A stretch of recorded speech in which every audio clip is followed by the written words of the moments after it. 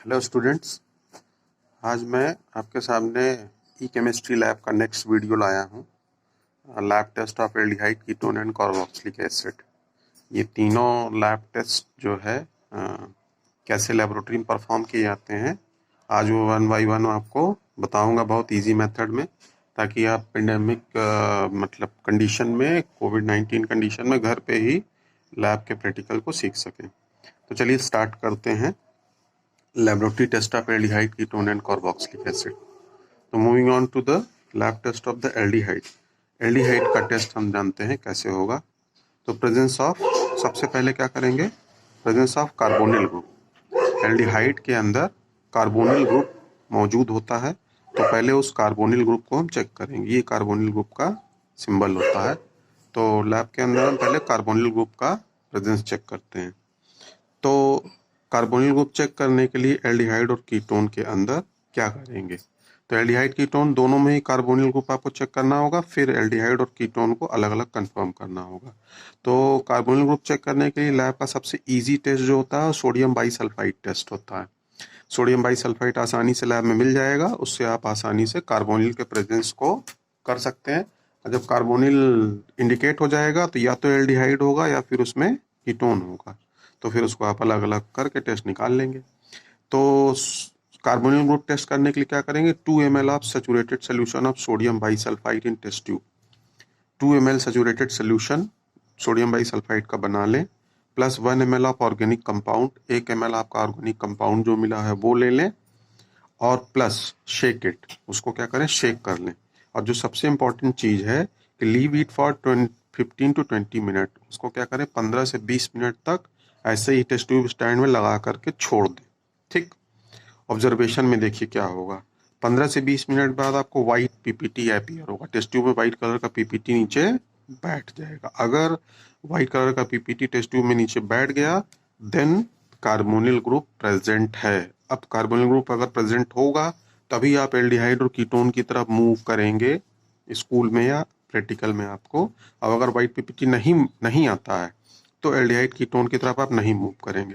जैसा कि इसमें व्हाइट पीपीटी अपीयर हो रहा है तो कार्बोनिल ग्रुप प्रेजेंट है, और अगर कार्बोनिल है तो फंक्शनल ग्रुप या तो आपको एल्डिहाइड मिला हुआ है या फिर कीटोन मिला हुआ है।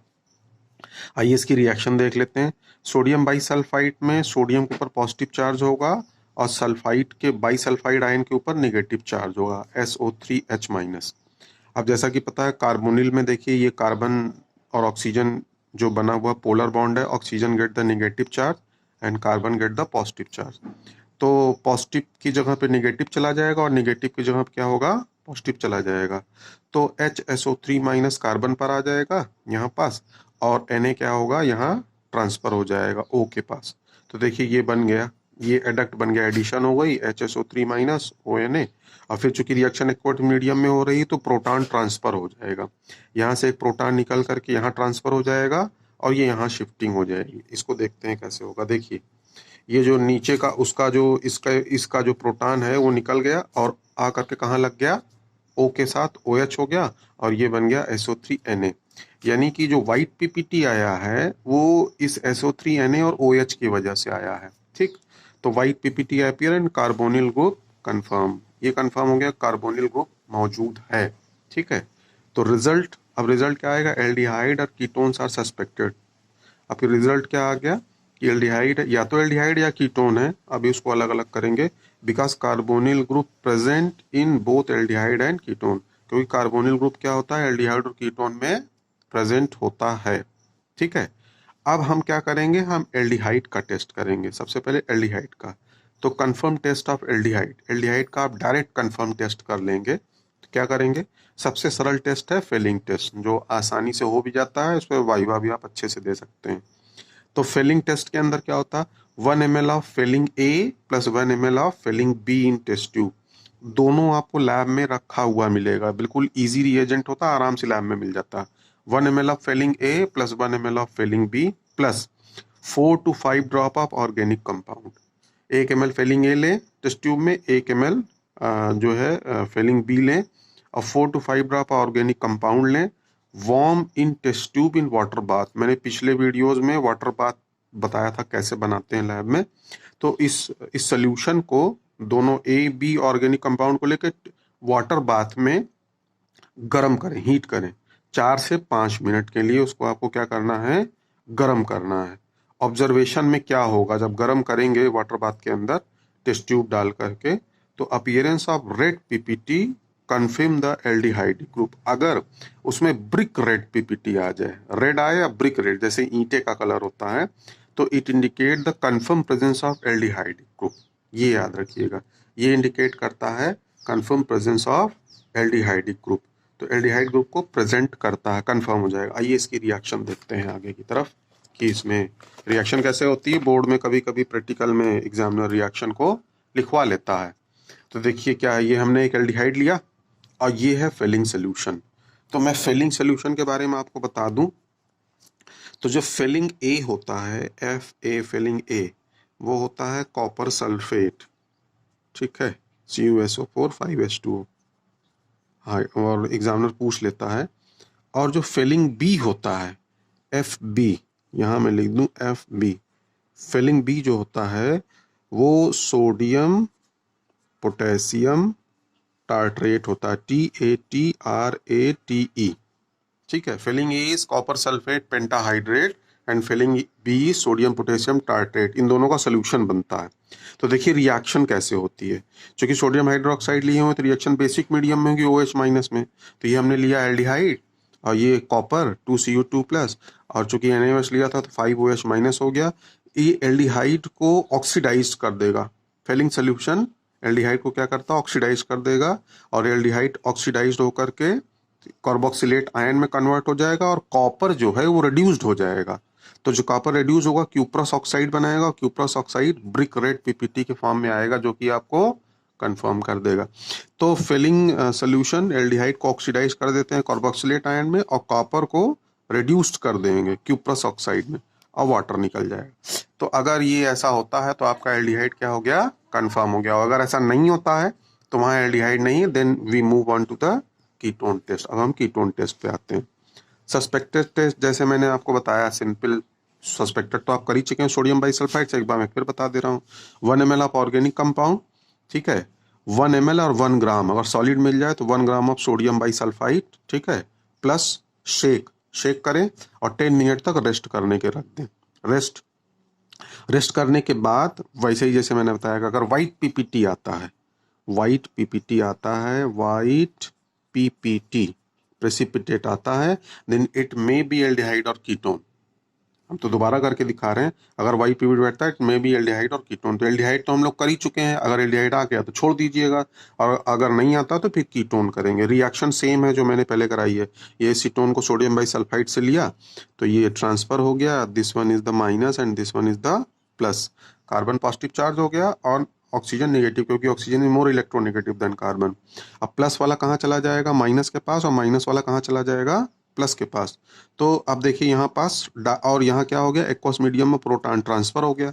तो O is converted into O goes to the OH and this carbon get SO3Na. This one is the white PPT. ये प्रोटॉन ट्रांसफर होता है, प्रोटॉन ट्रांसफर एक्वस मीडियम में होता है। तो ये इस तरह का एडक्ट बन जाएगा आपको, और ये एडक्ट वाइट पीपीटी को इंडिकेट करेगा। हम लोग पीछे पढ़ चुके हैं। अब हम कीटोन का कंफर्मेटरी टेस्ट करेंगे। मतलब चूंकि अगर मान लीजिए एल्डिहाइड नहीं आया तो कीटोन का कंफर्मेटरी टेस्ट सोडियम नाइट्रोप्रोसाइड, सबसे सिंपल टेस्ट बता रहे हैं। 2 ही टेस्ट लैब में कराए जाते हैं 10+2 लैब में, एक सोडियम नाइट्रोप्रोसाइड टेस्ट और एक मटा डाई नाइट्रोबेंजीन। दोनों की रिएक्शन थोड़ा अलग टाइप की होती है।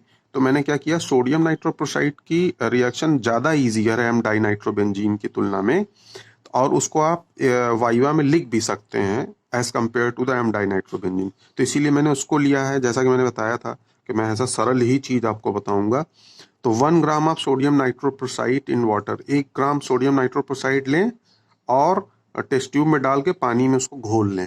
वो बिल्कुल मतलब लाइट पिंक कलर का हो जाएगा पानी घोलने के पास। Plus 1 ml of organic compound, 1 ml organic compound डाल दें जो आपको मिला हुआ है, प्लस शेक कर लें, मिला लें अच्छे से, plus add drop wise sodium hydroxide solution, और ड्रॉपर से drop by drop sodium hydroxide solution उसमें डालते रहें। ठीक है, करीब 7 से 8 ड्रॉप सोडियम हाइड्रोक्साइड सोल्यूशन डालें देन ऑब्जर्वेशन क्या होगा, red colour appear confirm the ketonic group. Red colour अगर अपीयर हो जाए टेस्ट ट्यूब में NaOH डालते डालते 7-8 ड्रॉप, तो वो कीटोन को कंफर्म कर देगा, यानी कि आपको क्या मिला हुआ है, कीटोन मिला हुआ। आइए रिएक्शन देख लेते हैं, इंपॉर्टेंट है, एग्जामिनर लिखवाता है। ये है एसीटोन। एसीटोन को जब आप बेसिक मीडियम में लेंगे तो बेसिक मीडियम में जो सोडियम हाइड्रोक्साइड है उसका जो OH माइनस है वो यहाँ के एसीटोन से एक प्रोटॉन रिलीज करा लेगा। एक प्रोटॉन रिलीज जैसे ही कराएगा हाइड्रोजन आयन, तो OH मिलकर क्या बन जाएगा, H2O। और ये आपका जो बन जाएगा CH3CO CH2 माइनस, ये एनायन बन जाएगा, एक एनायन बन जाएगा। यही एनायन नाइट्रोप्रोसाइड आयन से रिएक्शन कर जाता है, ये कोऑर्डिनेशन कॉम्प्लेक्स बनाता है। तो देखो नाइट्रोप्रोसाइड आयन का फॉर्मूला होता है FeCN टेकन 5NO और पूरे का 2 माइनस, स्क्वायर ब्रैकेट में 2 माइनस, ये नाइट्रोप्रोसाइड आयन है। 2 सोडियम यहाँ से निकला है तो इसलिए नाइट्रोप्रोसाइड आयन बन गया। और ये आपका एनायन बना हुआ है जो हाइड्रोक्साइड से रिएक्शन करा था। तो ये वाला एनायन आकर के नाइट्रोप्रोसाइड आयन से सिर्फ कंबाइंड हो जाएगा। कैसे हो जाएगा, ये जो एनायन है ये आयरन के वैकेंट डी ऑर्बिटल में आकर के बैठ जाएगा और बैठ करके एक कोऑर्डिनेशन कंपाउंड बना देता है। वो कोऑर्डिनेशन कंपाउंड ये सिर्फ आकर के से जुड़ गया है, अभी मैं जोड़ के आपको दिखा देता हूँ। तो ये बन जाएगा Fe कॉमन, CN का टेकन 5NO, और ये हो जाएगा CH3CO CH2। जैसा कि मैंने बताया कि आयरन के ये एनायन अपना इलेक्ट्रॉन आयरन के वैकेंट डी ऑर्बिटल में ले आके रख देता है। अब चूंकि यहाँ -2 था, एक -1 और आ गया, तो कितना हो गया, -3। तो FeCN taken 5NO CH3CO CH2 का फॉर्मेशन ही रेड कलरेशन देता है। ये रेड कलर इसी की वजह से आता है। एग्जामिनर ये रिएक्शन लिखवाता है, तो इसको लिख करके आपको प्रैक्टिस करनी होगी। तो ये हो गया आपका कीटोन का टेस्ट। अब आइए लास्ट, चूंकि एल्डिहाइड कीटोन कार्बोक्सिलिक एसिड एक ही सेगमेंट में आता है तो मैं एसिड का टेस्ट बता देता हूँ। अब मान लीजिए कि कीटोन भी नहीं आया, तो अब आपको फाइनली कहाँ मूव ऑन करना है, एसिड पर मूव करना है। तो कार्बोक्सिलिक एसिड का टेस्ट देख लेते हैं, बहुत सिंपल है। क्या है, सबसे पहले ऑर्गेनिक कंपाउंड लें और उसको ब्लू लिटमस पेपर पे रख दें। Take organic compound and put on a moist blue litmus paper. If blue litmus paper changes into red, then what will be the result? It may be phenol or carboxylic acid. If we put the organic compound on blue litmus paper, then blue litmus paper changes into red, then it may be phenol or the carboxylic acid. How we separate out कि either the given compound is phenol or the carboxylic acid?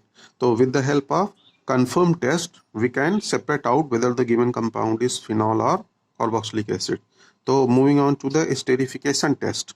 Esterification test is the confirmed test of the carboxylic acid. So 1 ml of organic compound plus 1 ml of alcohol, 1 ml of the given organic compound plus 1 ml of the alcohol, ethyl alcohol in a test tube. Then plus 2-3 drop of conc H2SO4. Put 2-3 drop of conc H2SO4 with the help of dropper, plus put in water bath.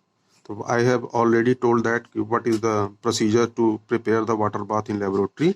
Put in water bath plus heat it. Heat it for 4 to 5 minutes. What will you observe? Observation: a fruity smell is appear after 5 minutes in from the test tube. Fruity smell is appear from the test tube. If fruity smell is appear from the test tube, then what will be the result? Carboxylic acid is confirmed. Mean the given organic compound is not the phenol, only it is carboxylic acid, because esterification test is not performed by the phenol. It performed only by the carboxylic acid. And the reaction is CH3COOH. You have already learned in high school and as well as in 11th class. CH3COOH plus C2H5OH in the presence of conc H2SO4, as conc H2SO4 act as a dehydrating agent. So by elimination of water molecule, OH and H and OH, H2O release, and it form the CH3COO C2H5, CH3COO C2H5. It form the ester. This ester provide the fruity smell. This is the ester. That's why we called as esterification test. Fruity smell is just because of CH3CO C2H5, and water is eliminated out. So it is all about the aldehyde ketone carboxylic acid laboratory test. Without going in a laboratory in pandemic situation, you can easily learn the test of aldehyde ketone carboxylic acid in your home or whatever be the place, you can easily learn and perform in a lab when a school is open in future. So you just learn from this video the laboratory test. Please share and subscribe my channel, share my videos, and thank you very much.